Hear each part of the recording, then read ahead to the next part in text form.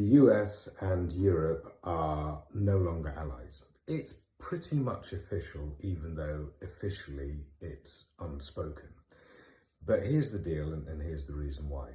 Firstly, neither of the co-presidents of the United States are a trusted link between the States and Europe. There's no meeting of minds. Firstly, with Musk, the way he has attacked the government of the United Kingdom and then also interfered in German politics is quite overtly aggressive in terms of what he is trying to achieve, and very aggressive and disrespectful towards the European Union and regulation that the European Union has in order to protect and safeguard citizens in terms of his platform and other issues.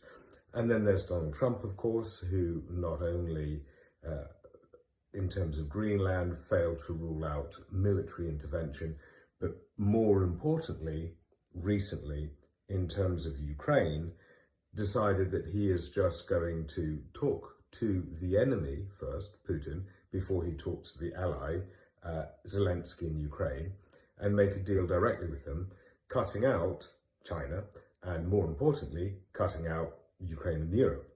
So that clearly indicates that he does not see Europe as a whole, or Ukraine, which is part of Europe, integrally a part of Europe now and going forwards, doesn't see them as allies. So then the question is, you can still remain allies if you've got someone in the administration that you can talk to and work with.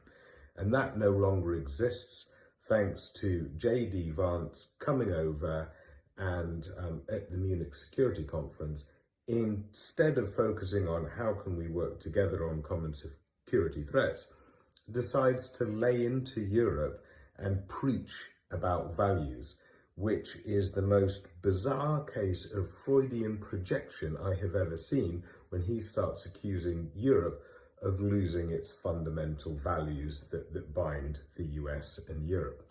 But he did it. And lots of people think that it was completely nuts, and it shows that he is not someone that can be engaged with.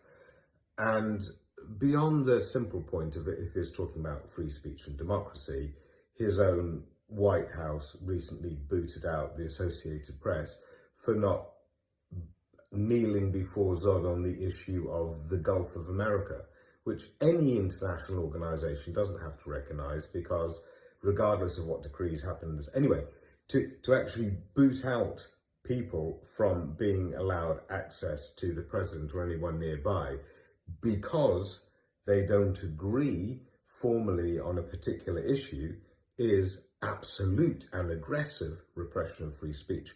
And on the democracy front, we only need to say January the 6th and the weeks preceding it in terms of understanding the issues around democracy that America itself has. So not only was it hypocritical, but also it was ardently aggressive towards Europe. It was America coming to Europe to interfere in our business and the way we run things in a way that Europe has never done to the States on official levels or anything like that. And it means that there is now no real link of dialogue between the States and Europe. And so, given also the random behavior of Trump and Musk and now Vance on a regular basis, who can make plans based on that? There's no security and certainty going forward. You would be wasting your time spending effort and endeavor trying to think about how you build there productively, because it can turn on a dime and bite you in the ass just like that. So it's quite clear that Europe needs to become a lot more self-sufficient, and that's the EU, but the UK needs to get close as well. For Greenland and Iceland and other entity, and Canada, other entities that feel somewhat caught between the two, they know which is the more reliable partner. And so then this is simply where we are. And it is because America, and You would have never thought half a year ago that we would be at a situation where we're not saying the US and Europe are enemies, but at least clearly not allies. This is unthinkable concepts as of, 6 months ago, but it has turned that fast that this is where we are, and I'm hearing lots of people saying it.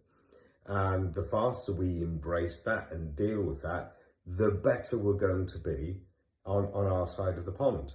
And I don't know how much this bothers the States, but when you pull the plug on US aid, which is your soft power around the world, and when you pull the plug on your relationship with Europe, particularly on an issue like Ukraine, where Europe feels threatened by this, and you see Donald Trump praising Putin and wanting to bring him back into the game, thereby threatening actually an extension of the war and the death of lots of soldiers and citizens, then you realize that the dynamic has changed overnight, and this is where we are. And I would like to say at this stage to all of the Americans of a similar mind who are friendly with Europe, value European values and value who we are on this side of the pond. We see you, we care about you, we understand your pain, and we, I think, increasingly will be seeking to build those bridges of common resistance to what we see on this side is a complete undermining of the West by an aggressive technocratic entity that does not have the interests of Europe or America at heart, but rather their own collective powers as bullies in the world. And this is very clearly where we are. We can't be Chamberlain about it. We have to be Churchill about it. But we still see you, and we still want to work with you and be friends with you. And thank you, social media, rational social media links that exist, so that we can keep talking and working together. And but yeah, I mean, watch the space, because it will be developing quickly, and those be the thoughts from many Brits and other Europeans.